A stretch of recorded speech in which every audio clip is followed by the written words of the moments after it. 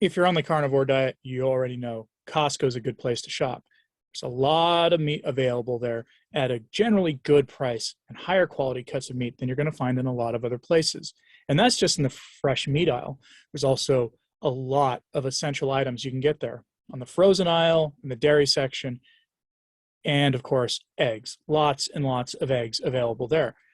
But there are some hacks we need to talk about for saving money at Costco, and especially possibly relevant given the rumors of food shortages coming in the fall. So let's talk about how to save some money at Costco. So I have 9 tips here for how to save money at Costco.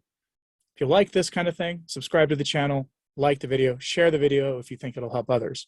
So let's go. Let's get into this right now. First tip is the one you've seen probably other carnivore influencers do, and I've done a video on it before, and I've got another one in the works, and it's how to save money by aiming for the whole roasts. Now, at Costco is pretty famous for the whole ribeye roasts, right? They're going to cost you like $250 to $300, but you can get 15 to 25 ribeyes out of them, depending how thick you cut them. For this, you're going to need a specialty cutting board, probably one with a ruler if you want 1.5 inch thick or 2 inch thick roasts or steaks consistently. You'll probably need a good slicer knife or a good meat cutting knife. But Costco will frequently sell other things as well, like enormous sirloin caps or picanha, depending on the time of year, whole New York strip roasts I've seen, whole beef tenderloins. Again, you got to cut them up yourself, but you're saving money per pound by not paying for the butcher's labor. That's always factored into the cost of the meat when you buy steaks. Plus, you get to keep all the trimmings yourself for grinding into ground beef or whatever, or for making into stock. Like if you buy huge pork roasts or beef roasts that have bones in them, you get to keep the bones for making your own beef stock. This is good stuff. And if you're like me, you're probably like a ribeye that's a little less trimmed. My favorite part of a ribeye steak is that little point at the end that is mostly fat. When you buy a ribeye from the store, more often than not, that part is trimmed off. But if you buy a whole ribeye roast, you get to keep that for yourself. The main thing to remember is that the more uncut the meat is, the cheaper it's likely to be. Tip number 2, Costco markdowns. Now, Costco doesn't mark down their meat the way Sam's Club or typical grocery stores will. They will tend to put all their overstock or of similar cuts of beef into an end cap cold case, and they'll put a manager special flyer up on the cold case itself instead of putting, marked down, reduced for quick sale, whatever kind of stickers on the meat item itself. It's a little more subtle, so you need to know how to spot them. They're also pretty rare to find. I've only seen them there a few times. So when you go to Costco, keep an eye out for what's in those end caps or any specialty signs like that. It's also why it's a good idea to get to Costco first thing in the morning when they open to the general public, if you are able to. And I know that's like 10 o'clock in the morning. Most of you are probably at work at that time. Tip number 3, see if you can buy your meat by the case. Some meats are sold by the case, or at least available, meaning in whole boxes. Talking a ton of meat, but you'll probably get a hefty discount if it's available. And this might be as high as 20%, depending on the item, and if your Costco does this. Some meats are sold or shipped to them in boxes, and there's a lot of reasons that they may sell them to you for cheap. Which leads me to tip number 4. One of the ways to bulk buy meat from Costco is in those big cryovac bags. Now, this is going to be pretty random, though. You'll be offered a big bag of picanha or ribeye roasts or sirloin steaks, often at the same price as the shelf price, but for 3 times as much meat. But you have to buy the whole bag, which is fine because cryovac bags are deep freeze bags, which means they can be stored in a freezer for much longer than a typical freezer bag. We're talking potentially years. But this meat will often be untrimmed, so you'll have to do that yourself. Get a good fillet knife, a good meat slicing knife, and a good cutting board if you don't have them. And if you want, I will do a video in the near future on some of the supplies you need that aren't, the actual meat themselves for the carnivore diet. Tip number 5, sometimes Costco corporate sends more meat than the actual individual stores can sell by their use-by date. Butchers there know these when they see them and can often offer them at steep discounts. Why would they do this? So they don't have to mark them down later and to free up storage space in their freezers and cold case. I used to work in grocery. I know for a fact that in the grocery world, storage in the back room is almost as valuable as shelf space. So they might be able to help you out there.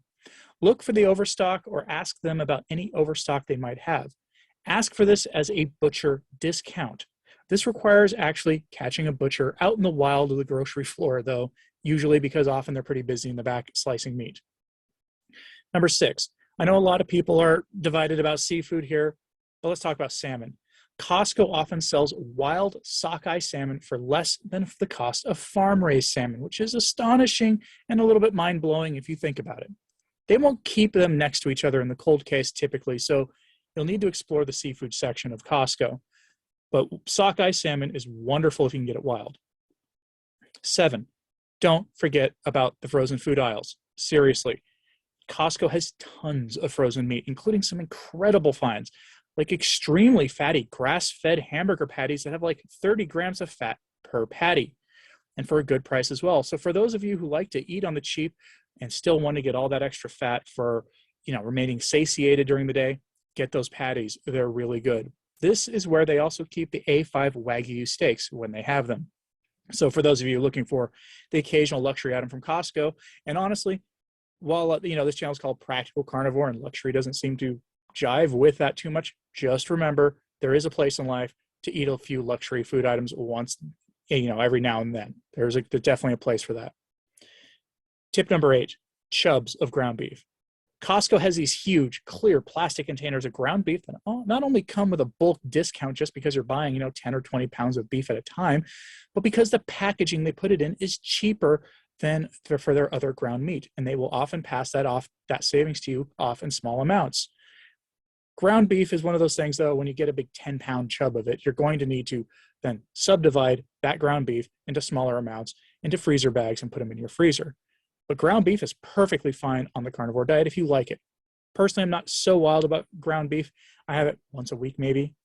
Actually, I'm going to have some right after I finish this video, but I don't typically go for ground beef myself. But some people love it, and it is a great way to eat for cheap on the carnivore diet. And number 9, finally, this tip isn't so much about saving money on meat in general, but on getting more bang for your buck. Costco has a surprising amount of USDA prime quality beef, especially in those weirder cuts. For example, Costco is famous for selling brisket at USDA prime quality, which good luck finding almost anywhere else. And they often sell for only $3.99 a pound, which is ridiculous. Let me put it this way. It's known that you can go to any grocery store, at least in my part of the country, and buy brisket at that price, but it's usually select or choice quality, or even below select, like the standard or commodity quality. And those are fine for making brisket with, but USDA prime is something else entirely. It's succulent. It's almost luxurious by itself. And for brisket, that's just ridiculous. But it's getting around now that Costco's aren't going to be selling USDA prime briskets anymore, at least not every Costco. Some will in some areas and others won't. I suspect they're limiting the number of store locations in a metro area that carry some of these prime cuts, which means if your Costco that you typically go to doesn't have USDA prime brisket anymore, you'll probably got to go try the other one that's further away, but in your metro area. But again, the point is this. I'm going to repeat this. You can get a USDA select or choice brisket at your local grocery store for $3.99 a pound frequently. But you can get a prime brisket at Costco for $3.99 a pound. And brisket comes to mind for barbecue. That's what I use it for. But I know a lot of y'all will put it in your oven and cook it the same way, the low and slow for 16 hours. Or you'll put it in your crock pot or whatever. And while that's not my preferred way to cook it, nothing wrong with doing that. You can get a prime quality one at Costco for pretty cheap. But if you haven't seen my video on USDA meat quality rankings, you should check it out. But here's the general quick rule. USDA prime means fattier meat. And with a brisket, that's actually saying something because brisket is both in its natural state very tough and very fatty. But it's not only limited to prime quality brisket either. I've seen prime ribeye at Costco. I've seen USDA prime New York strip steaks and USDA prime beef tenderloin more often than I care to think about. Now, that's also not to say that there are not other reasons to go to Costco as well. There's always good deals on really high quality cheeses there. If you're looking at reintroducing dairy into your carnivore diet and you're not sure where to start, do it with dry cheese, like the harder cheeses, a Parmigiano Reggiano, which Costco's got a great price for Parmigiano Reggiano, or Pecorino Romano, which is similar to Parmigiano Reggiano, but it comes from sheep. And there's plenty of goat milk, or goat cheeses there rather.